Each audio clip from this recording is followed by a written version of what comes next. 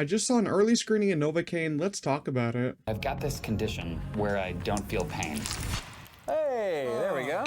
Oh my god, you're a superhero. No. Hey everyone, I hope you're doing well. Before I get into this review, make sure to leave a like because it's free to do so and it helps me out a lot. But I know some of you, and this includes me, thought the trailer for Novocaine was pretty bad. And it basically comes down to the horrible song choice. And thank God that that song wasn't in the actual film because I would have walked out. I'm not even joking. But I can go on and on about how bad that trailer was since it's released. But I would be lying if I say I didn't have an absolute blast while watching this movie. It's really an adrenaline-filled action and wacky time. What I liked most about it was that it was pretty self-aware and didn't take itself too seriously, and it really lets you know right in the beginning. It just rolls with it, and you either are with it or you're not, and I was really with it as I was enjoying this ride all the way through. I think my favorite thing about it was probably the premise, because you do know going into it. I know a lot of other people are really going into it for this exact premise, is that the main character can't feel pain. Jack Quaid is our main character here. And when I watch movies, I do complain about, characters having too much plot armor. I know some people complain about John Wick having too much plot armor after he gets shot multiple times, falls off multiple buildings. That's a big issue with some movies for me. But with this movie, I can't really complain because he has literal plot armor where he can't feel any pain. I just thought that was really smart to have that be the premise of the movie so no one can really complain about it. And you can go some interesting routes with it. Jack Quaid's character kind of explains in the beginning that he actually can't eat solid foods because he's worried he'll bite his tongue off and not even notice it. I thought that was a really funny joke. They do play with the little ideas of what he does. At his work, he has stuff by his desk so he doesn't actually impale himself in like the sharp parts of the desk because he wouldn't even notice it because he can't feel it. And I thought this plot point would run thin and get old, but our director Dan Burke and Robert Olson, who actually did work on a movie called Villains with Micah Monroe and Bill Skarsgård, which was really good. I think it's still on Hulu. I watched it just a few weeks ago. It's a really good one.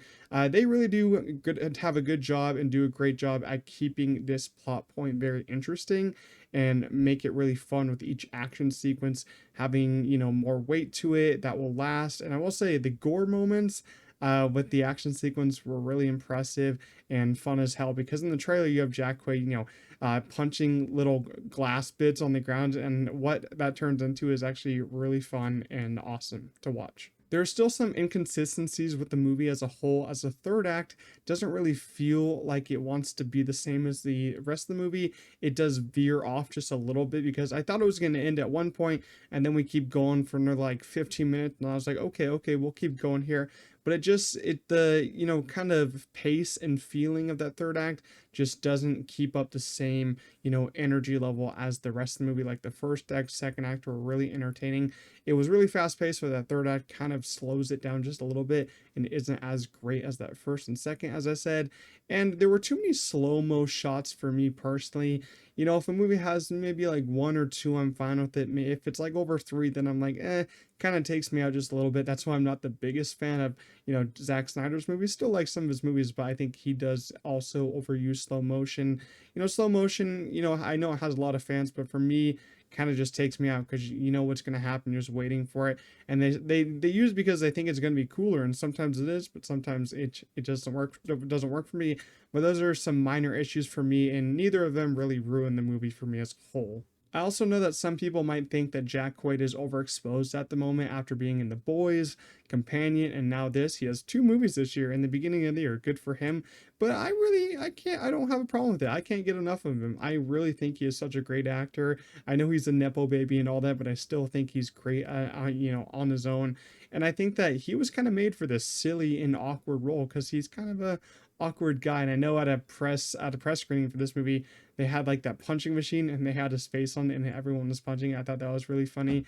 Yeah, I think this is a perfect role for him. And Amber Midthunder is also very good in this movie in her supporting role as a love interest to Jack Quaid's character. There are some nice scenes featuring the two of them, and I think they had some great chemistry. The beginning, they had some great emotional moments, And I do wish that they had some more of those moments because they're kind of separated for most of the movie, as you can see from the trailer.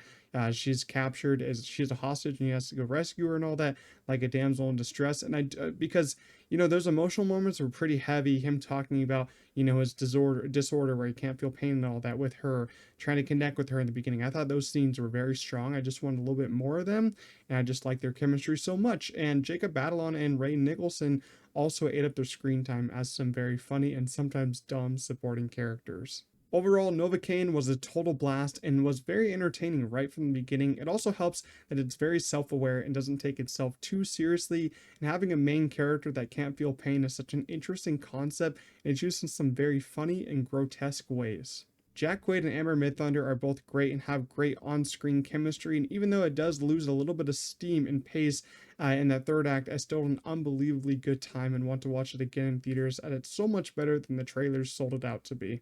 I'm going to give Novocaine a strong 7.5 out of 10. I really do recommend that you guys go out and check this one out in theaters. I know it does have a couple early screenings before it releases next week. I did get to see this one early at a mystery screening. My whole audience loved it. They had a blast with it. So yeah, go check it out. If you did see it, leave your own thoughts down below in the comments, and make sure you do leave a like on this video if you did enjoy. But I'll see you guys in the next one. Peace out.